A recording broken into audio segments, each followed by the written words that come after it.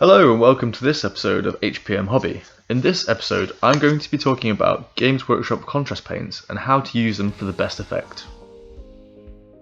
So this is the model I've chosen to do this tutorial with. It's a unit filler for my 9th Age Samurai army, and I've spray painted the models with Wraithbone as undercoat. So the first contrast paint I'm going to use is called Gryph-hound Orange, and I'm using this to block out the armour of these samurai guys. So here you can see me just quickly blocking out all the armour section. I find that applying the paint quite thick is pretty good in this case because it sits in the recesses quite well, and this means that you get that quite nice highlight effect, so you don't have to go over it and re-highlight. I think for the best results in general, it's better to go over and re-highlight, but you can see here all the plates of the armor are coming out quite nicely. The flat surface is reasonably smooth as well. You can always just add a bit of water if you want it to be a bit smoother and flow a bit better. So the second part of my process is actually going over, and where I've made mistakes and kind of gone over the lines, I use a white paint. It's just a standard Games Workshop white paint. You could also use Wraithbone if you want, but I don't see a big difference between the Wraithbone and like a standard white paint. So everywhere I've made mistakes, I'm just gonna go over so that the next contrast paint is not going on top of the previous contrast paint.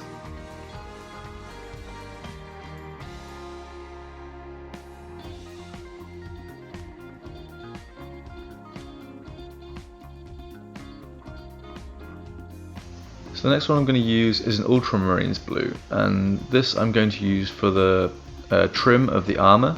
It needs a bit of a shake, this one, and I've also added a bit of water to it to water it down because it's quite thick.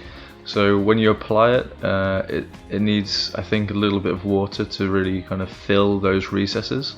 As you can see here, I'm just going to use it for the trim of the armour.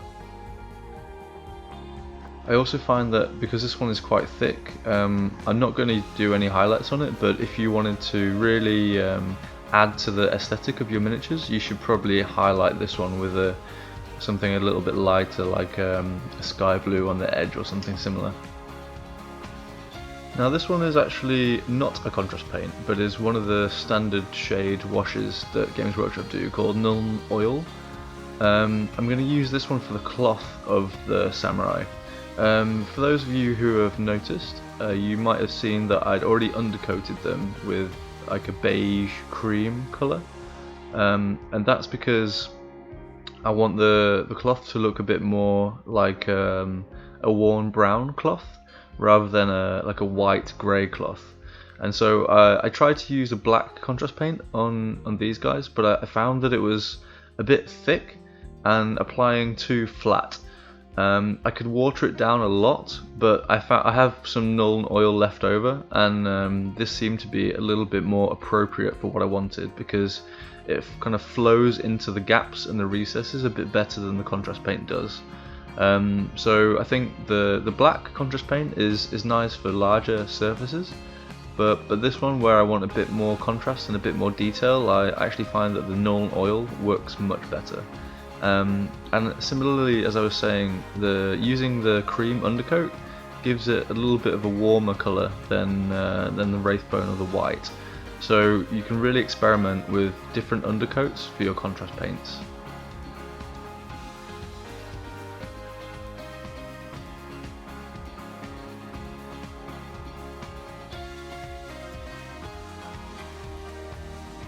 So the next one I'm going to use is actually called Apoc White, and this is one of actually the better contrast paints in my opinion. It works really well. On this samurai I'm only going to use it a little bit, but it does require a good shaking before you use it. You should apply it over white, or again over kind of a Wraithbone, to give a bit of contrast to any kind of white cloth that you might use. perfect for robes for high elves or something like that. As you can see here, I'm using it over a white to kind of give a bit of contrast to that part of the model, and the effect that you get is subtle, but it works really well, and it saves you doing 2 or 3 layers of grey to white when you're layering up your models.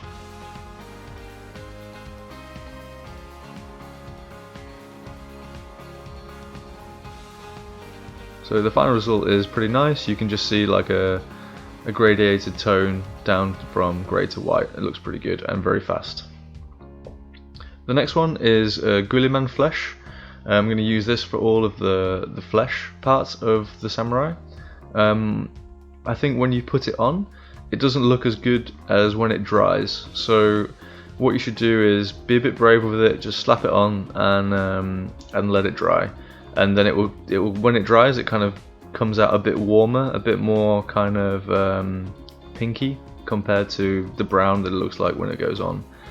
You can also add multiple layers of this to give kind of a darker effect to, if you want to just darken the skin tone down, you can do extra layers, and that really works as well.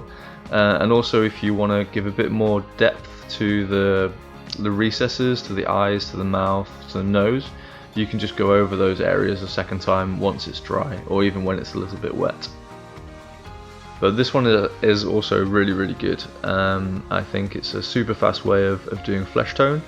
Before I was using like a Reichland flesh shade over like an elf flesh base, or whatever the human flesh tone is called. And this for me is like a much faster solution with just one coat, and it looks just as good, if not better.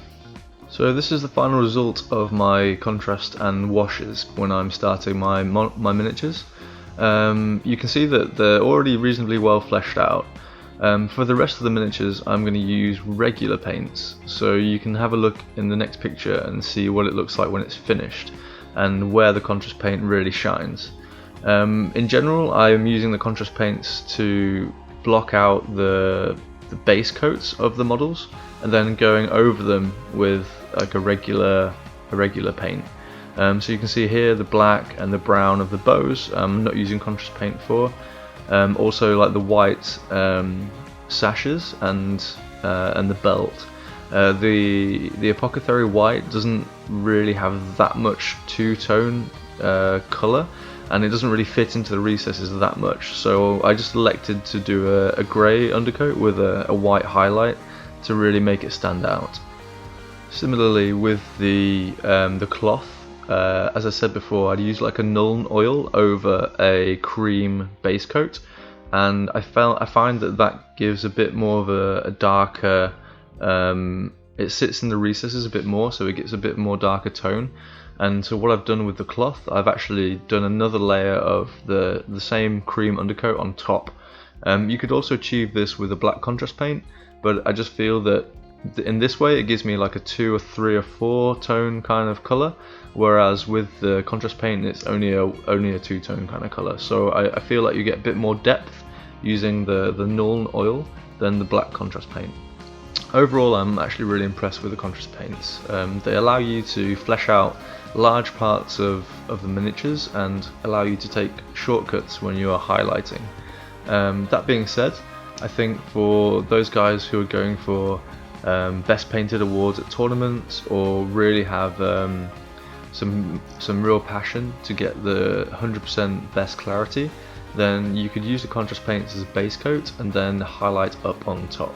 So as you can see here, for the armor of the archer, the contrast paints worked really well to give kind of a 2, maybe 3 tone in some places effect, but I think adding one more highlight on top of that would really make the model pop.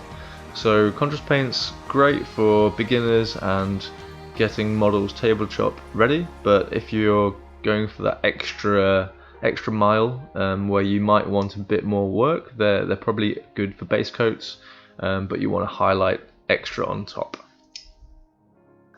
So thanks very much for listening to this video. If you found it interesting and intuitive, please let me know in the comment section below. Also, it would be fantastic if you could subscribe, like and share this video to your friends and family who are also interested in hobby and miniature painting.